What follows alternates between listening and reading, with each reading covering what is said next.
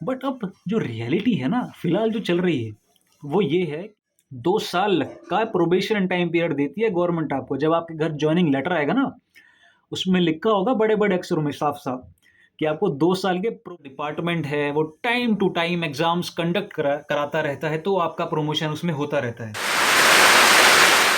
हाँ तो भैया, यही है आपकी सबसे बड़ी मच अवेटेड वीडियो कि भैया जो एमटीएस है उसका प्रमोशन होता है या नहीं, क्या एमटीएस कभी बाबू बन सकता है या नहीं।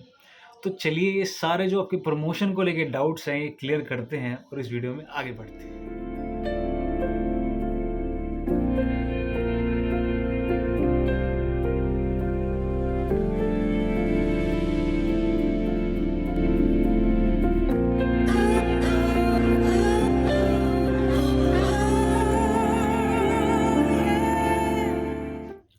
तो वीडियो शुरू करते हैं। शुरू करने से पहले एक बात, अगर आप मेरे चैनल पर पहली बार आए हैं तो चैनल को प्लीज़ सब्सक्राइब कर देना, और अगर वीडियो आपको पसंद आए तो अपने दोस्तों के साथ बिल्कुल शेयर कर देना and do like this video. Oh, माहौल बना लेते हैं पहले ज़रा।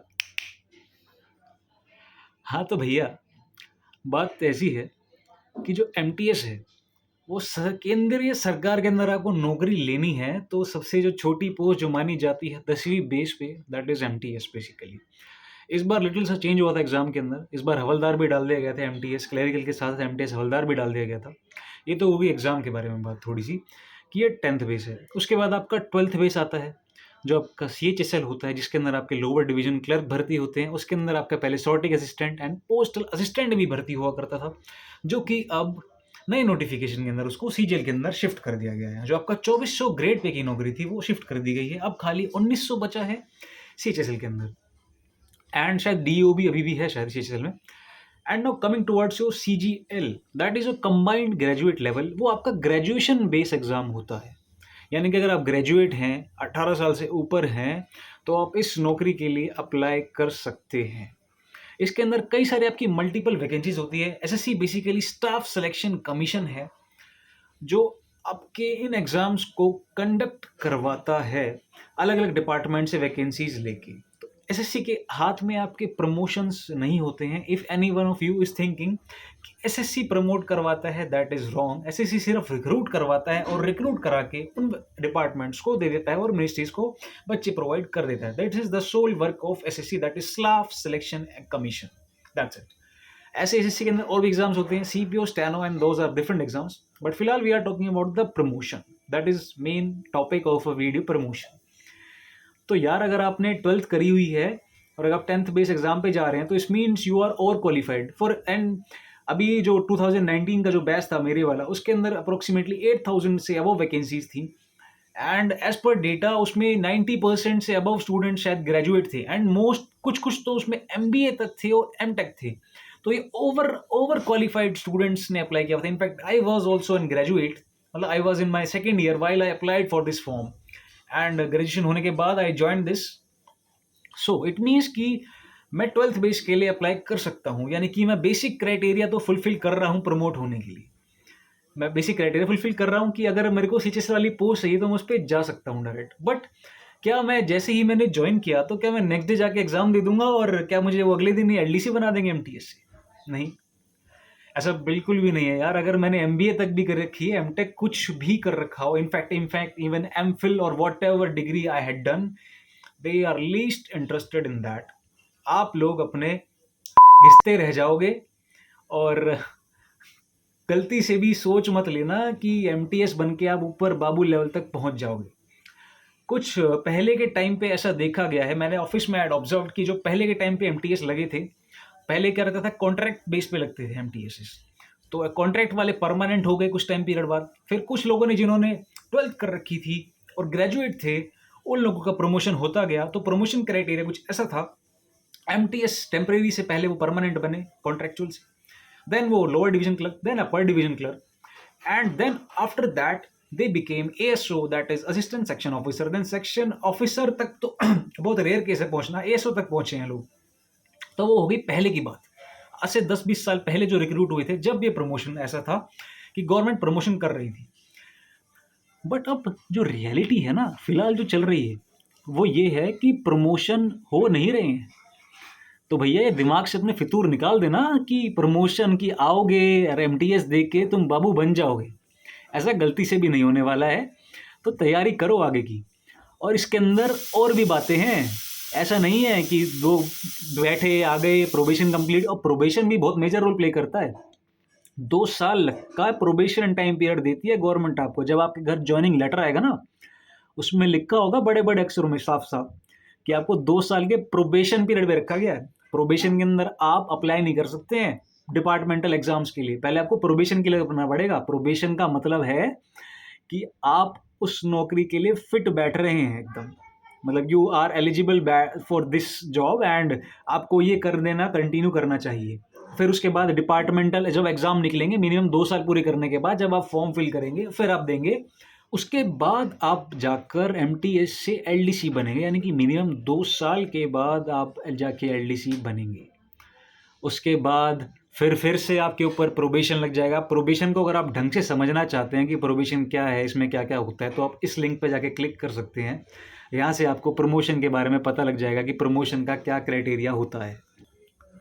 फिर उसके बाद आप बन गए एलडीसी, फिर 2 साल बाद फिर आपने दिया एग्ज़ाम, फिर आप बनेंगे यूडीसी। और ये तो मैं जब केस बता रहा हूँ, अगर आपका जो डिपार्टमेंट है वो time to time exams conduct कराता रहता है तो आपका प्रमोशन उसमें होता रहता है।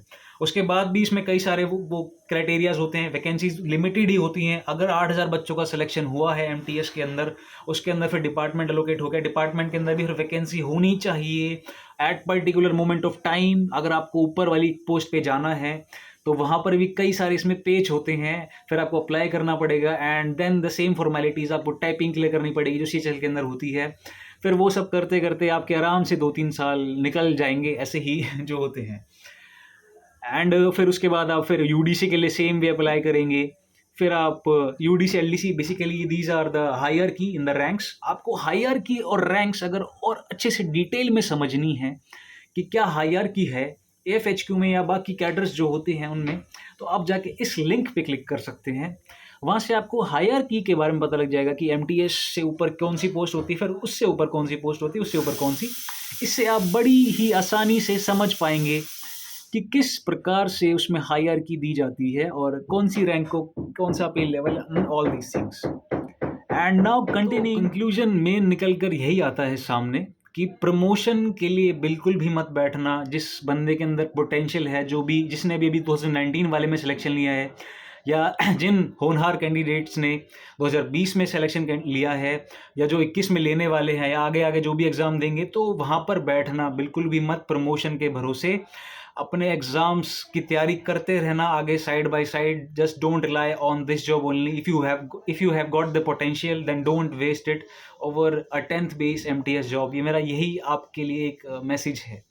और रही बात एफएचक्यू के प्रमोशन की, तो एफएचक्यू के अंदर ऐसा है कि आप जो प्रमोशन है वो 2000 लगभग शायद 12 से ही सेंट्रल गवर्नमेंट ने बंद कर रखे हैं। 2012 या 14 से प्रमोशनल एग्जाम्स ही नहीं हुए हैं। अभी इसी साल से एग्जाम्स कंडक्ट होने शुरू हुए हैं, वो भी फिर अलग अलग कैडर्स के होते हैं।